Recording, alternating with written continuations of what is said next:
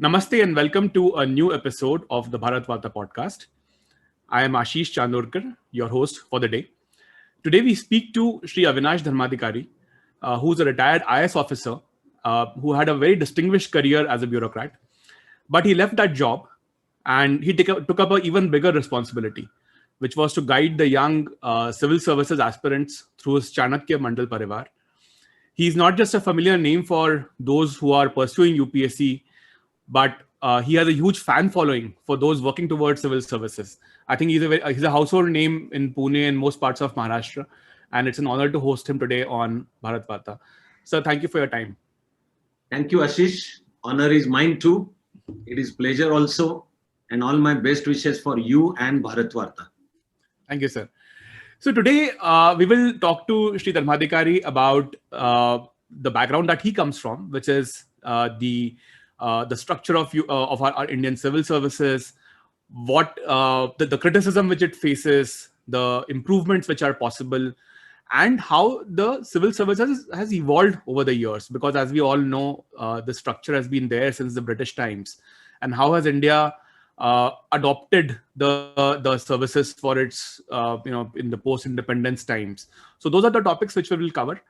And to start off, sir, if you can just give an overview of how do you see the role of civil services in the Indian administration, if you can explain that, and then we will go into the more detailed aspects. My namaste for all our viewers and listeners also. I cannot start speaking unless I express my best wishes for everyone. So best wishes really for everyone. All of us are going through troubled times. So we should pull together, and even having genuine concern for each other will help us solve problems, and further we can deal with these problems. So I really pray that we get out of this situation as early as possible. I know that it's not going to be back to normal. I know that life is going to be new normal. I will also therefore wish that a transparent and bureaucracy that is answerable to people also becomes a part of our new normal. Because as you already stated, Ashish, we draw our design of civil services from the British period. Now, after independence, the role changed. As East India Company went on capturing the lands, it went on establishing, in quotes, the modern administration over there. Its main role was indeed to control India. Therefore, law and order was the main function, which means it was British rule of India was a police state, and it was regulatory administration. Its main role changed after independence, immediately from 15th of August 1947. Now the main role of administration was no more only to regulate. The main role was to develop, which means this was a transition from regulatory to developmental administration, and the issues will come up in our discussion later on. But that transition required some major change in the design, structure, training, and upbringing in the civil services also. That change underwent even a further change by around 1991, when I would say this was a change from developmental administration to entrepreneurial model of administration. And that further required some changes in the design, the training, the orientation and all. So, civil services continue to be fundamentally important, but they have not changed with the times, and we need a lot of change. This is the broad outline of how I would like to start our dialogue. Right. So, sir, during the British time, as you said, the focus was more on law and order. It was more on enforcing the rule of the British. So the changes which you kind of touched upon since 47, were they conscious changes, or was it just that it has happened? I mean, should there have been more conscious effort to review things and transform the services rather than just taking an incremental view? There, of course, should have been conscious efforts to bring about the change. Now, Indian bureaucracy is the only bureaucracy in the world which has constitutional protection under Articles 311, etc., 12, 13, and by now repealed 40. Then at various times, there were different administrative reforms commissions that were appointed. Some of them at the central level, some of them at the state level. But I'm sorry, I don't think any fundamental change has come about. In this process, I can refer to only one that Gandhiji also dreamt of, and that was the Panchayat Raj institutions. But if we trace the development and progress, so to say, of Panchayat Raj institutions, unfortunately, this whole experiment of democratic decentralization, and the main goal was involvement of people into all developmental efforts, development from the bottom. Unfortunately, that has not happened. Even Panchayat Raj institutions have practically become agencies of government. So many well thought out, like reports for administrative reforms, have been unfortunately gathering dust, and we have not brought about the change. By and large, we continue the same British model and expect that model to deliver different results. So I am afraid that cannot happen. And that is the situation even at present. Right. So I think the reforms which you kind of touched upon briefly around 1991, for example, have they changed the attitude inside the civil services, or has there been no change at all, or are we just talking about? I mean, is it that there has been some change and which we feel is not enough, or there's been like zero change? I won't say there is no change, of course. There have been some changes with the times, especially in post 1991 time. Broadly speaking, state as an institution has withdrawn from some of the areas, and there has been a forced change in attitudes and all. But I'm referring to the change at a larger level. I would like to call it root and branch change. There has to be change. I would say the fundamental change that has not happened is ruler mentality. During the British rule, officers were part of the ruling elite, and their selection process, their training, the policies for posting, and all, if I may use the Indian Bharatiya term samskar, all samskaras were that of rulers, that you are rulers. If I can cite the most fundamental change that should have happened in post-independence times is the change in attitude and the requisite change in training and upbringing in this ruler mentality. After independence, and more so after 1991, the officers are no more rulers, that we are servants, and that we are servants of the people, and let us take pride in being servants of the people. That ethos, I would say, that ethos did not get developed, and unfortunately the ruler mentality has continued. That reflects in day-to-day life also in the arrogant and non-transparent behavior of the system and many individuals working in it. So when I say root and branch reforms were required that have not happened, they start with the selection process itself, then the training that officers undergo, let us say at Mussoorie, the Lal Bahadur Shastri National Academy of Administration, then what are called as establishment policies, that is transfers, postings, promotions, etc. For example, unfortunately, I need to point out that even today, promotions are hardly performance based, or even the performance assessment of an officer is not based on how the officer delivers. By and large, it is by seniority up to a point of time. And then the so-called principle of seniority cum merit, where performance is less taken into consideration. I know that some of the changes are happening, but not many changes that should happen. And I know that as we proceed with discussion, we are going to discuss those changes that are required. But I would say if the fundamental change that is required is from developing and nurturing this ruler mentality, into nurturing the servant mentality, and that is we are people's servants, not the servants of people's representatives, not the servants of some MLAs, MPs, ministers, etc. But let us take pride in being servants of the common people. That is the most important change that is required. Right.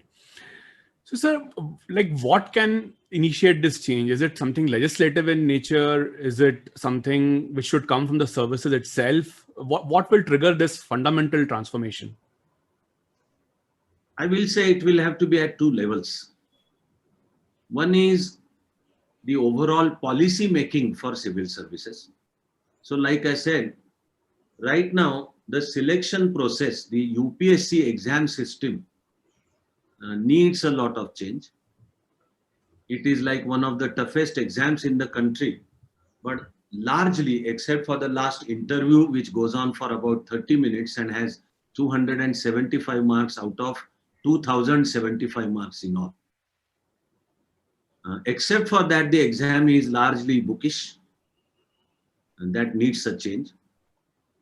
Then what I call as character building, that should start from the family, then the educational system, and what Swami Vivekananda used to say, that education is about character building. And then all policies regarding, like I said, the training that is given at Mussoorie Academy, that needs to undergo a lot of change, along with modernization, inculcating this mentality and the system of functioning. Or not only mentality, but the system of functioning also. For example, I will cite what I think is probably the most important example.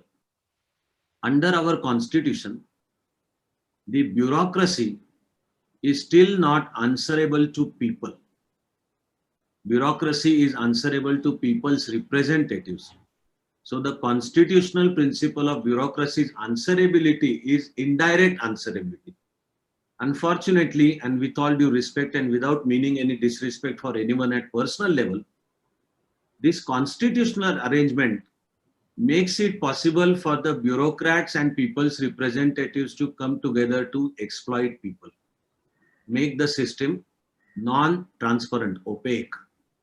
So all such steps which will make bureaucracy directly answerable to people, those steps are required.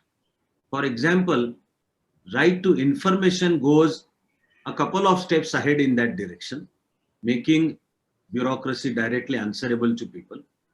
Then the Lok Seva Guarantee Act, under which there is a mandatory provision of a time limit for bureaucracy to perform its functions within given that statutory time limit, and failure to do so will attract stringent action against the civil servant who fails to do so. But we need a lot of changes in that direction also. So one level of changes that are required is from the, so to say, government level. But I want to cite the significance of common citizen and the citizen's role. That in, we say in democracy, people get the government that they deserve. So it is for, because we elect our government, and that is not where the duties of citizens end. So enlightened citizenship, those who keep a watch on the functioning of the bureaucracy and make it behave, that citizenship also is required. So these two together will bring about the requisite change. Right. And do you see politicians actually facilitating that, or it's kind of far too deep a collusion to change anytime soon? No, actually, politicians understand that bureaucracy is a tool in their hands, and they will not cut the branch on which they are sitting. जिस पेड़ पे बैठे हैं, उसी पेड़ पे वो घाव नहीं चलाएंगे. So they want to have that power. For example, this power to transfer civil servants is with so-called political masters. We have been saying that there should be some guidelines and a transparent system of transfers also. Now, different departments at different times have issued such guidelines, but unfortunately they are followed in breach. And there are administrative tribunals, and one officer who feels he or she has been unfairly transferred can approach those administrative tribunals or courts, etc. But the fact still remains that the power to transfer is still with political masters. They won't like to let it go because unfortunately, again and again, with all due respect, the power to transfer is used as one of the instruments of blackmail of a civil servant to make him fall in line. There have been many committees and many senior civil servants who have recommended the concepts of taking transfers out of the political control and make transfers even more transparent and answer. But that has not happened. And similarly, the nexus between politicians and bureaucrats is there to stay unless, that's why I insist on the role of citizenship. And unless people enforce answerability of bureaucracy to people, the politicians are hardly going to make conscious efforts to bring about that change. Right. So, so we'll come back to your personal experiences. You were in the system for about 10 years after your initial career as a journalist and a social activist. What was your experience like? And then why did you leave that job to start your Chanakya Mandal? Yeah. Actually, for almost 11 or almost 12 years before joining civil service, I was a full-time voluntary activist and a freelance journalist. As a part of that work, we undertook many rural development projects, Shrama Karya as we say, and organizing the youth to get them ready for serving the nation. This task also took me to all over country. That was the decade of 1980s when there were fundamental challenges to our national integrity. The terrorism in Jammu Kashmir had begun to raise its head. The sad and unfortunate Khalistan movement was going on. Then the Bangladeshi infiltration in Assam was on, and the Northeast generally was in flames. Many organizations working against interest of India and separatism. So I went and studied all of them. It was during that time that I came in close contact with bureaucracy. And I understood the strength of bureaucracy, the developmental role, the role of facilitator that bureaucracy can play. So I thought that if I have this inspiration of a sevak of Bharat Mata, servant of Bharat Mata at my heart, but the powers of an IAS officer in hand, I can work better. For example, at 3 different places at 3 different times, I got an opportunity to meet one of the most trusted civil servants of Indira Ji, the Prime Minister then. This was Harishchandra Sarin, the senior ICS officer. I got to meet him in Assam, in Kashmir, and in Gujarat, where anti-reservation stir was going on in 1985. That brought into focus that if I become IAS officer, I will be able to deliver better service. So I gave the exam, and in my dictionary, my description is by God's grace. I happened to clear it, so I joined the civil service. At that point of time itself, I had decided that I'm not going to spend entire life in civil service. My plan was to understand how civil service functions, how the constitution is actually implemented. So my original idea was to work up to becoming the district magistrate, the collector as we call him in Maharashtra, and then leave and start educational work also and undertake different agitations of which I was already a part. Then I got one after another better and better opportunities without my asking for so. So I am thankful to all those who gave me such opportunities. And when I was district magistrate Raigad, and I was thinking that after this I will perform all these experiments in making bureaucracy answerable to people at my own level, different experiments at district level, create a role model, and then I will leave. But by that time, the chief minister invited me to look after the chief minister's office. So I'm among those lucky officers who, without ever trying to get so-called good postings, went on getting all good postings one after another for all 10 years. In the 5th year of my service, the chief secretary invited me to run the chief secretary's office. So it's a bird's eye view of the entire system. And in the 10th year of my service, chief minister invited me. So I decided that that will be my last post, and then I will resign to get back as a voluntary activist, undertake these very many experiments to reform. And at the same time, my goal was to focus on education. Now, my clearing the civil services, and it so happens, no big deal in it, but it so happens that back in 1986, I was the only Marathi candidate from Maharashtra to join Indian Administrative Service. I took it as an opportunity and a task assigned to me. At that point of time, there were no educational arrangements available in Maharashtra for youngsters to prepare for civil service.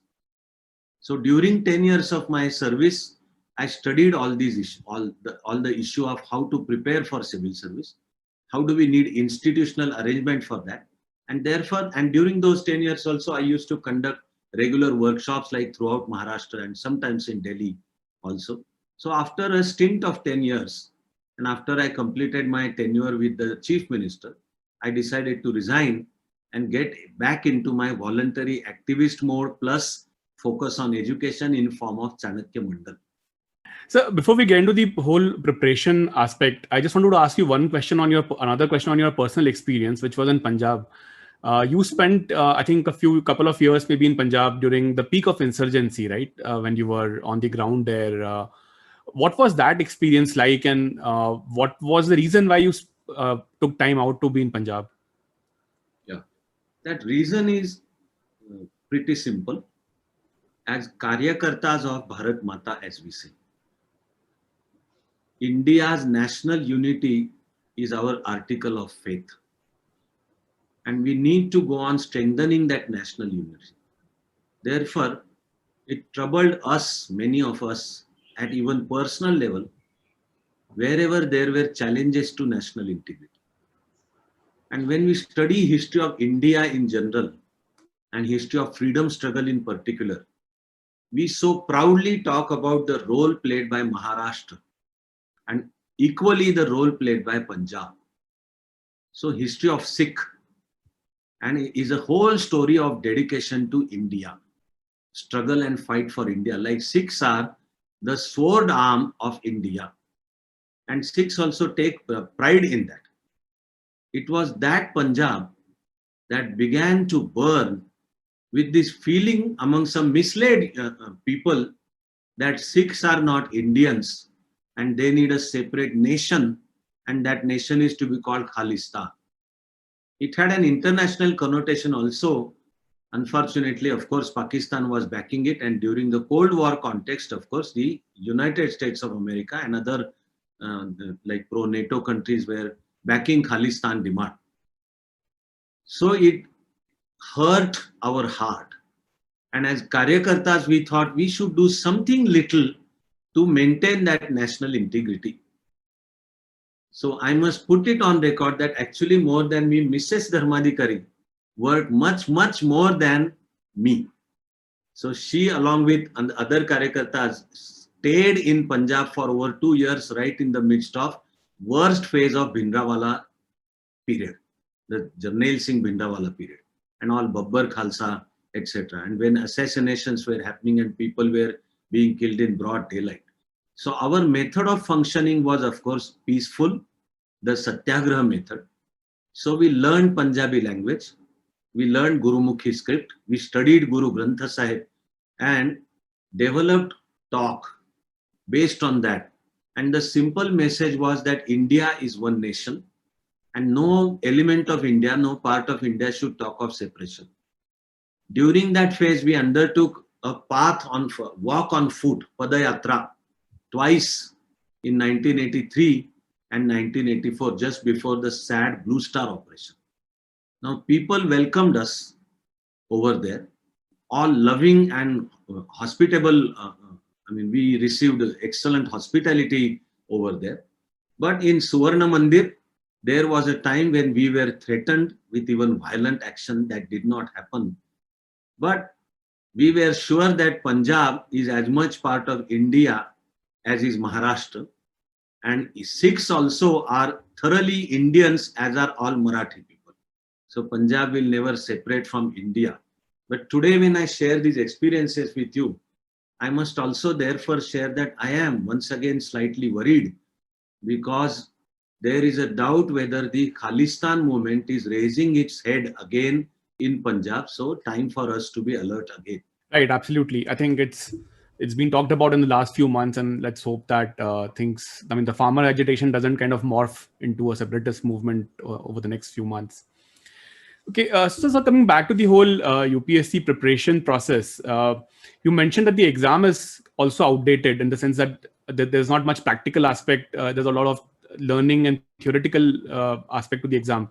So, is there any way to change or simplify this cycle? Because people spend a lot of time preparing for it, right? Like people spend years sometimes doing so. So what changes and how can that be brought in? One very pertinent suggestion was to lower the age limit, like it happens with military services, that after 12th, the officers are picked up because they are still in their young age when they can be nurtured. What is happening right now is average age of selection for a civil servant turns out to be 24, 25.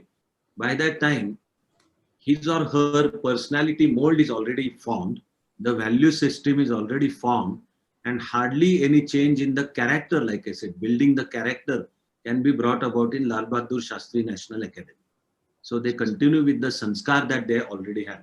So by lowering age limit, probably making it, the selection process has to be tough, the study has to be vast, but if that is made a lower age limit and youngsters are picked up around their age of 18, there is still time to mold them in what we call as this ethos, the ethos of that we are to serve people.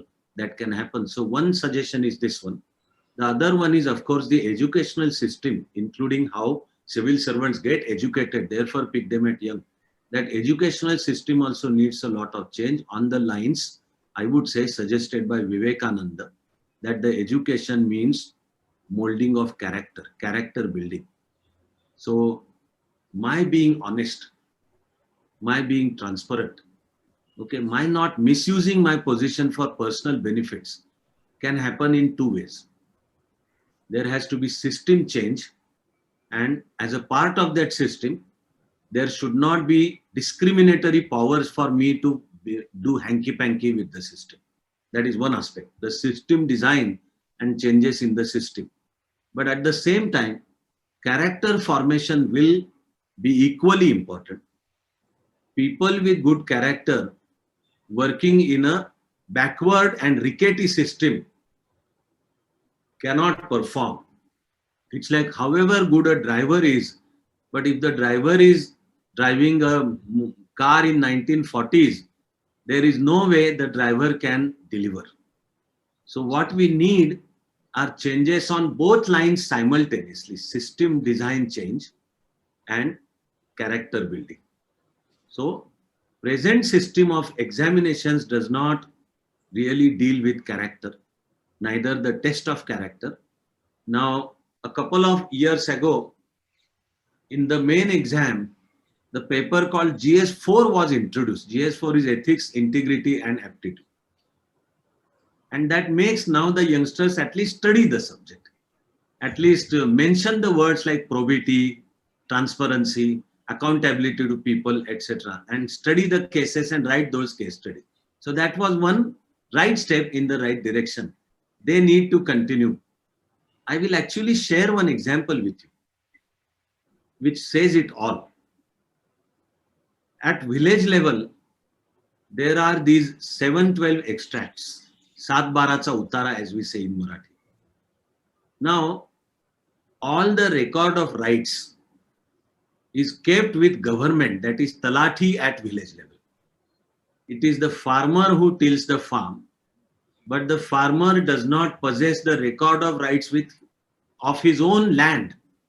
That is in control of government. Now, this system was designed by the Britishers to keep populace under control. that India then, as largely now, is an agrarian country. So how to keep the agricultural people under control, keep all their record of rights, the titles in the control of government. This is one system that needed a change.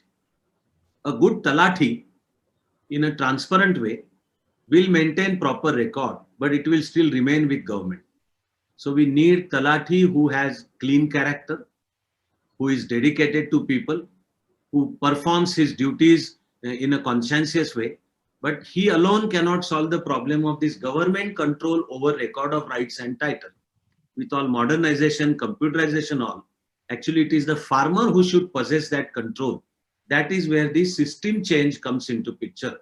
So my formula for the expected change is character building and system change, both to progress hand in glove with each other. Right. Very interesting. We have seen initiatives like lateral entry in the bureaucracy in the last, let's say, 2-3 years. Some of it seems to be working, but some of it has also not worked, because there are also reports of people leaving, before their full tenure. So how do you see that as a method of change, and is it practical? Will it succeed? What's your opinion on that, sir? I welcome lateral entry. There should also be a provision for lateral exit and a hire and fire system. Actually, Article 311 confers protection on bureaucracy. But unfortunately, behind that protection, all kinds of corruption and ineptitude gets protected. The Second Administrative Reforms Commission has recommended repeal of Article 311. I will again share one example here. There was Official Secrets Act, which was brought in by the British rulers. That was brought in 1923. The purpose of it was to drive a wedge between bureaucracy and common people. So bureaucrats were forbidden from sharing information that they get by virtue of occupying that position. That itself should have changed by 16th of August 1947. In fact, rather than Official Secrets Act, it should have been the responsibility of bureaucrats to freely share all kinds of information with people. There is a 1982 decision by Supreme Court in the case of Bombay Natural History Society versus Pune Cantonment Board. And back in 1982 itself, Supreme Court said that freedom of information is a part of freedom of expression under Article 19. This was the decision by Supreme Court. But it took us 2005 for the Right to Information Act to come in. And still Official Secrets Act continues. So when I say we need a more transparent system, and too much of protection given to bureaucracy needs to be withdrawn, and it should be made performance based. So the Second Administrative Reforms Commission has indeed made a suggestion of withdrawing the protection given by Article 311, review the promotion policy, and at age 50 or 55, if the bureaucrat is not performing, he or she should be retired with honors, maybe with retirement benefits, and to be replaced with some young blood which will deliver, which is even technologically and character-wise more competent. So like I said, there are many commission reports which are also gathering dust. I think these are the changes. So I welcome lateral entry, where we started this particular question. That also done in a transparent fashion that will bring in experience in non-governmental sector, and that will bring in new blood. And if the synthesis of officers who have been there since their age of 21, 22, and that synthesis with those who have a 15-year experience outside the system, they join the system, I look upon that as a positive development, and many such changes should be brought up. Right. So, sir, one related question here. There's always this debate about generalization and specialization, right? So the one criticism of the services is that people who are trained are generalists. So they're not domain specialists in one area, but of course there are a few services which are specialized services, but largely speaking, the generalization prevails in the bureaucracy. So what are your opinions on that? Like, should there be some kind of a specialization training, or how do you solve that problem? Yeah. With the changes in times, there is a need for specialized training, so to say. Back in 1980s, actually, when I joined the service, one scheme was introduced, and I thought that was a very good scheme. That IAS officers who are epitomes of generalist services, initial 7 or 9 years of their service, they work on given posts. But after that, there was a system of their selecting 3 areas in which they would like to specialize. And then there was a system of their being trained in those 3 areas. Their postings also would be in those particular 3 areas. And as they go on becoming senior, they will develop a deeper and deeper domain knowledge of particular sectors. So I had thought that was a good plan. If you look upon a career of an average IAS officer, first 1/3 is spent in the field performing and discharging duties in the field.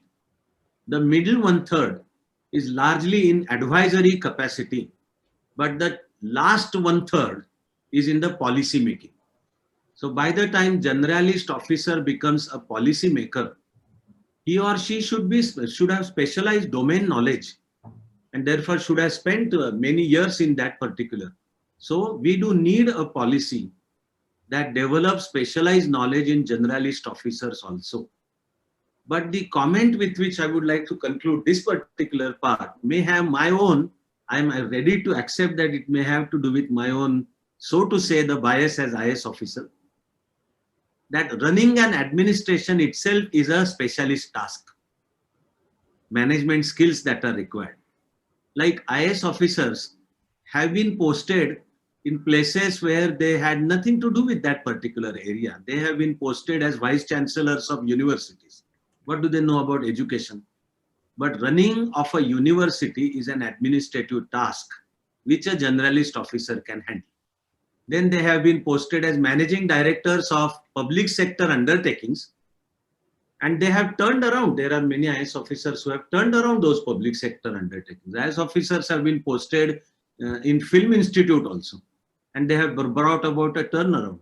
So with all changes and the specialization that is required, at least I think the need for generalist officers will be there.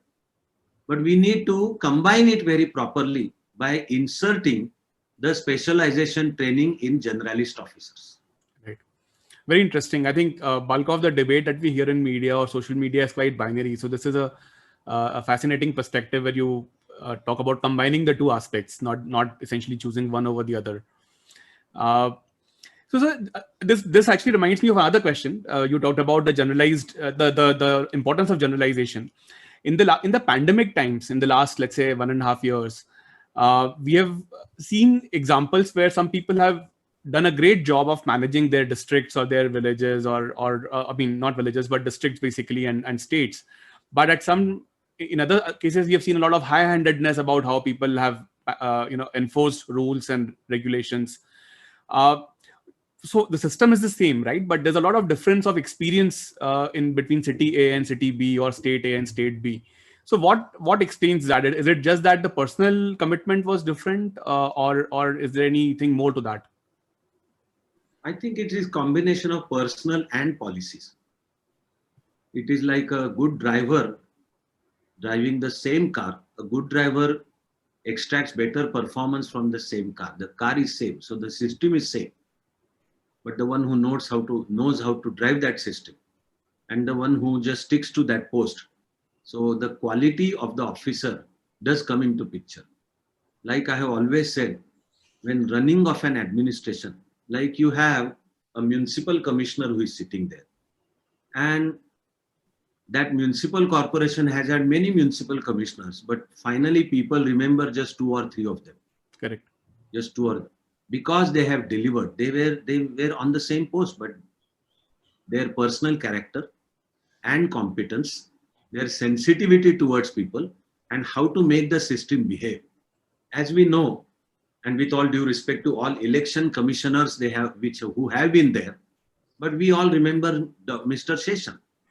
Now, election commission is the same one.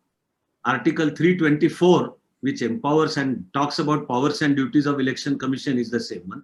But there comes Mr. Seshan sir, and he changes the whole scene. So like I said, the performance will always be character and competence of the individual and the system design. But your question also makes me say one more part. As an institution, civil services show a general lack of sensitivity towards people. For example, we are right now in troubled times. And what we need is for people to develop confidence in civil service also. The way officer speaks will matter. The eye contact will matter. The tone, the pitch of the voice will matter. Okay. A friendly pat on the back goes a great distance in assuring people. But I'm afraid as an institution, civil services lack in this kind of sensitivity.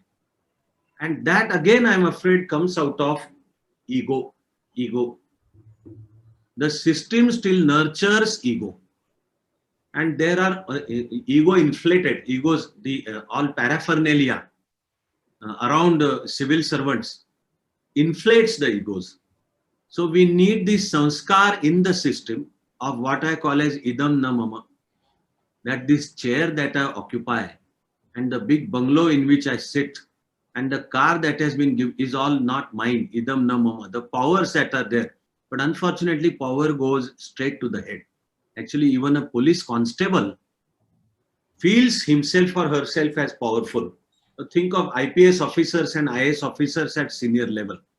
We need a very special character and training not to let that power go to head. So right from word go, there should be this sanskar of idam na mama, that I am people's. I'm coming back to that. I would call that as the high point of my talk with you, the idam na mama, and back to service to people, the whole orientation of service to people. If this were there would be the sensitivity and probably less incidents of this wedge between common people and the administration. Right. Very interesting. So, sir, one question, which is kind of a related question, is that between the state and the central bureaucracy, do you see a difference? Meaning, do you see things changing faster, let's say at the center, but not so much in the states, or maybe in some states, but not in all states? Is there a difference like that which you have observed over the years? Yeah, that will always be there. There, for example, I'm happy to say that generally Maharashtra is considered as a better administered state. Right. Including civil services and the part of financial administration. Unfortunately, there have been some recent incidents which pain me, even at personal level within Maharashtra. But Maharashtra has generally been considered as a better administered one. So the state-wise differences will always be there. When Ramkrishna Hegde was the Chief Minister of Karnataka, he had brought in a very different model of administration in Karnataka. And he had integrated all state institutions at district level and posted a senior officer as the chief secretary at the district level. An entire government system was placed under that chief secretary at the district level. A similar experiment was performed in Andhra Pradesh under N.T. Ramarao. But unfortunately, they have not sustained. Everything has got back to the same British model. Therefore, again, a change required at the national level. But it changes from state to state. Madhya Pradesh government was the first one to introduce freedom of information. And that also brought about an experiment called as Gramin Mantralaya. Over here in Maharashtra, at the post where I was working, I had tried to do this. That all government departments should be integrated at village level. And for common village people, government people should be available there at village level. The common village people should not be required to come to either taluka place or district place. Or unfortunately, the worst part of it is that they have to come straight away to Mantralaya. It is not a sign of an administration that is properly decentralized and delivers at the village level. So I had done this. I called it Grama Kacheri. The name I had given was Grama Kacheri. And the Madhya Pradesh government also did this. It called it Gramin Mantralaya. So from state to state, again, the people's movement of Jana Sunavai had happened in Rajasthan, and that brought about the freedom of information there at state level. So yes, of course, there will be differences at state level. And there is a system of picking senior officers at the central level. So the central administration, I would say, is changing at a faster pace than the most of the states. That is my final concluding statement. Right. Great. So one final question before we end this wonderful conversation, which is that what would be your advice to the UPSC aspirants? I mean, you meet and coach like literally hundreds, thousands of them, but what would be your advice in a summary? Yeah, I always like to mention 5 words that civil service gives you. Okay, good, honest money. It gives you tremendous security, at least as of now. It also gives you status and power. But along with these 4, the 5th most important word is service to people.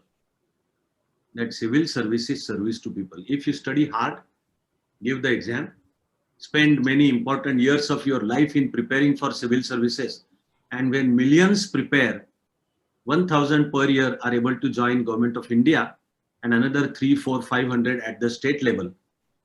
But during that process, if you develop commitment to people, then also develop knowledge, which is always important, then you have a bright future. But if you want to join the civil service, I call it Panchashil, the Panchashil of civil service. The 5th principle is most important, that civil service is service to people. Do not join to make a fast buck or to let power go to your head. Join to conquer ego and learn that it is not ours, idam na mama, and I am there to serve the people.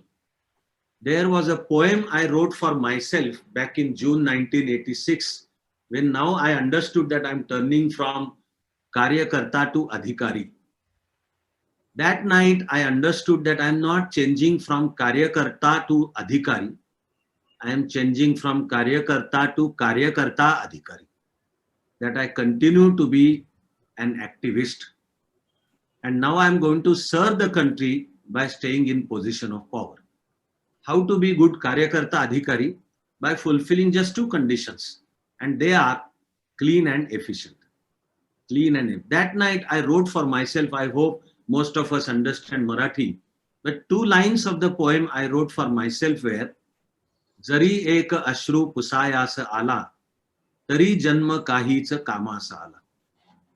That when will I say that I have lived a fulfilling life, a worthwhile life, if I can wipe the tears from the eyes of people, if I can answer for injustice, if I can give justice to commonest of the common people, then I will have lived my life worthwhile.